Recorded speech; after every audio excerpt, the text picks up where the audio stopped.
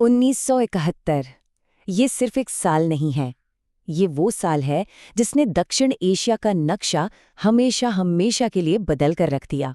और आज जो हम कहानी सुनने जा रहे हैं वो सिर्फ एक जंग की कहानी नहीं है।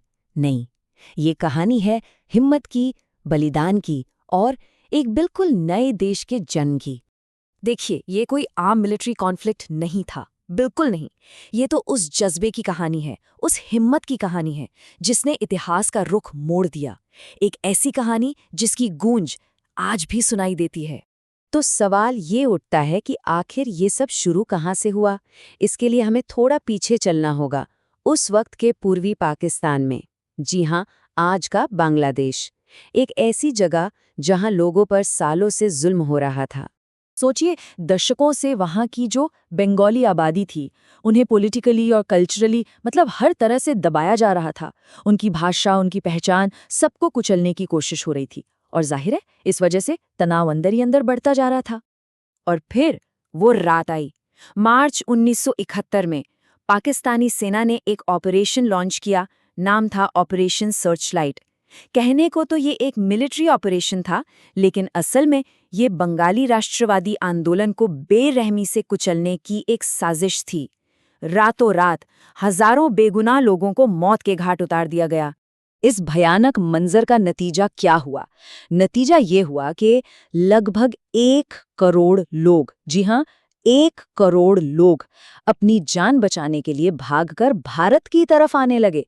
ये दुनिया के इतिहास के सबसे बड़े ह्यूमैनिटेरियन क्राइसिस में से एक था और इसका सारा का सारा बोझ, सारा दबाव भारत पर आ पड़ा। तो अब ऐसे में जब संकट इतना बड़ा था, सारी दुनिया की नजरें दिल्ली पर टिकी थीं। भारत के सामने एक बहुत बड़ा, एक ऐतिहासिक फैसला लेने का वक्त आ गया था। एक तरफ पूरी दुनिया खामोश तमाशा देख रही थी, लेकिन भारत ने तय कर लिया था कि वो चुप नहीं बैठेगा। उस वक्त की प्रधानमंत्री इंदिरा गांधी ने ये ठान लिया कि बस अब इस जुल्म को और बर्दाश्त नहीं किया जाएगा। और बस यहीं से नींव रखी गई उस ऐतिहासिक जंग की। एक ऐसी जंग जो चली तो सिर्फ 13 दिन, लेकिन उसने आने वाले कल को हमेशा के लिए बदल कर रख दिया। तारीख थी 3 दिसंबर 1971। पाकिस्तान ने ऑपरेशन चंगेज खान लॉन्च किया। ये एक प्रीएम्प्टिव स्ट्राइक थी, मतलब उन्होंने अचानक से भारत के हवाई अड्डों पर हमला बोल दिया। उन्हें लगा कि इस एक हमले से भारत की कमर टूट जाएगी, लेकिन ये उनकी सबसे बड़ी भूल साबित हुई। और इसी के साथ जंग का बिगुल ऑफिशियली बज चुका था, क्योंकि इस हमले ने असल में एक सोए हुए शेर को जगा दिया था। भारत ने पलटवार किया, और ऐसा पलटवार किया कि दुश्मन के होश उड़ गए पूरी ताकत से। यहाँ पर भारतीय सेना ने एक बड़ी कमाल की रणनीति अपनाई, 2 फ्रंट स्ट्रैटेजी, मतलब 2 मोर्चों पर एक साथ लड़ाई।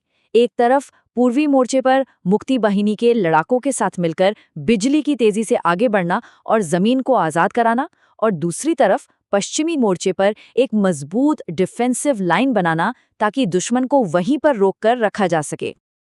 अब देखिए, लड़ाई सिर्फ जमीन और हवा में नहीं हो रही थी, समंदर में भी भारत का दबदबा कायम हो रहा था।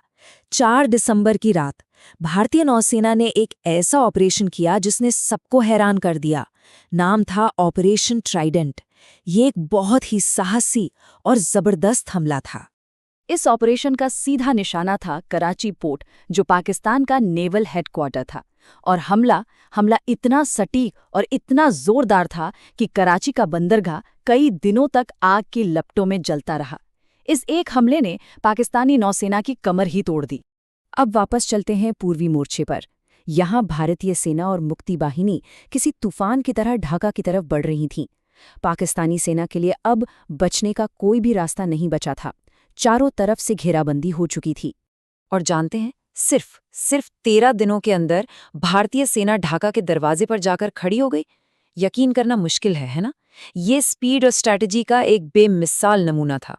ढाका के अंदर 93,000 पाकिस्तानी सैनिक पूरी तरह से घिर चुके थे। अब उनके पास सरेंडर करने के अलावा कोई और रास्ता बचा ही नहीं था। यही वो पल था जिसने जंग का फैसला कर दिया। और फिर आई वो ऐतिहासिक तारीख 16 दिसंबर 1971। पाकिस्तानी सेना ने ऑफिशियली हथियार डाल दिए।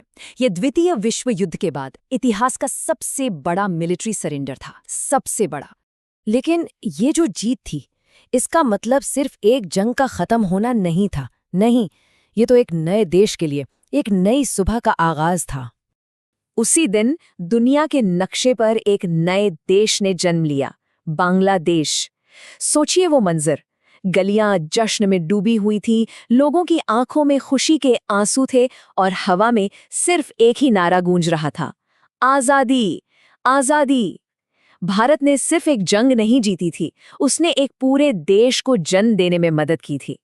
1971 की ये जीत भारतीय इतिहास का वो सुनहरा पन्ना है जो हमेशा चमकता रहेगा। ये कहानी है हिम्मत की, सही रणनीति की, और इन सब से बढ़कर ये कहानी है इंसानियत की। तो आखिर में एक सवाल हमारे जहन में आता है कि क्या ये सिर्फ एक मिलिट्री विक्ट्री थी या फिर ये इंसानियत की जीत थी? और शायद यही वो सवाल है जो इस जंग को सिर्फ एक जंग नहीं बल्कि उससे कहीं ज्यादा बहुत कुछ बना देता है।